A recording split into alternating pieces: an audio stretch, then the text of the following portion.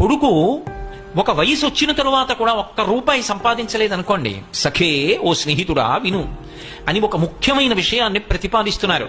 డబ్బు లేకపోతే నిందకి గురైపోతావు. ఎంత డబ్బు అన్న ఆర్తి వద్దు, కానీ సంపాదించాలి, ప్రయత్నం ఉండాలి.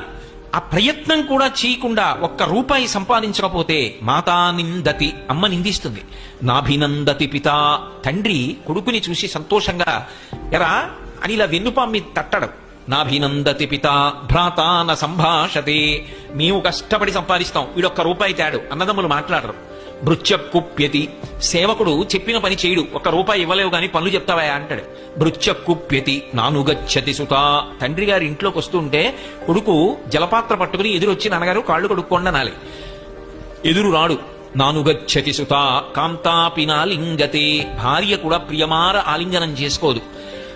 ఆఖరికి అర్ధ ప్రార్థన శంకయాన కురుతే సల్లాపమాత్రం సుహృత్ అతను చాలా మంచి స్నేహితుడు, అతనేమి దోషభూయిష్టమైన నడవడి ఉన్నవాడు కాడు. కానీ అసమానం కనపడినప్పుడల్లా డబ్బు అడుగుతుంటే ఆయన మాత్రం ఎక్కడి నుంచి తెస్తాడు?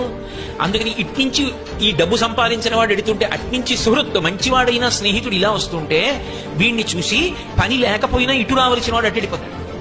నకురుతే సల్లాపమాత్రం, ఏమై బాగున్నావా అని ఇలా చీ కూడా ఎత్తడం. నకురుతే సల్లాపమాత్రం సుహృత్ తస్మాత్ నైతికమర్థమార్జన శృణు సఖే. కాబట్టి ఓ స్నేహితుడా డబ్బు సంపాదించు, డబ్బు సంపాదించనన్న మాట అనకు. యవ్వనంలో డబ్బు సంపాదించి తీరాలి.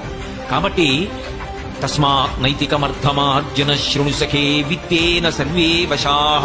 ఆ డబ్బు చేత లోకమనందు సమస్తమైన సుఖములు కలుగుతాయి. కానీ ఒక్కటి గుర్తుపెట్టుకో, నీతి తప్పి సంపాదించవద్దు.